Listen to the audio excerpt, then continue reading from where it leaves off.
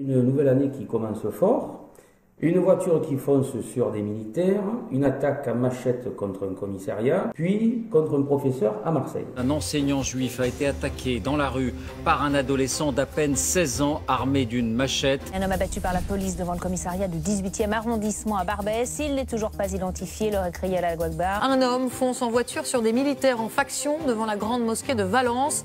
Action terroriste ou acte d'un déséquilibré. Les premières réactions du gouvernement, à chaque fois, des déséquilibrés.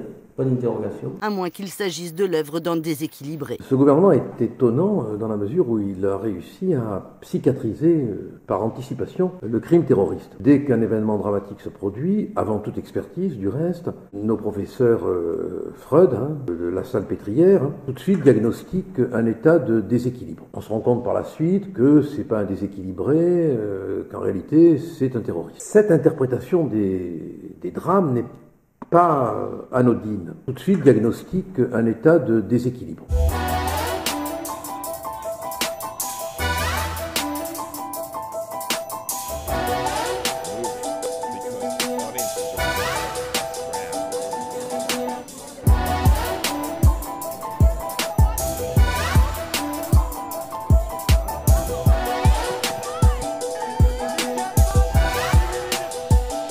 Une attaque contre la mosquée de Bayonne. 2 hommes ont été grièvement blessés. Le tireur présumé a été interpellé. Il a également essayé d'incendier la porte de l'édifice. Il est éminemment condamnable et j'espère qu'on le condamnera à moins qu'il soit déséquilibré.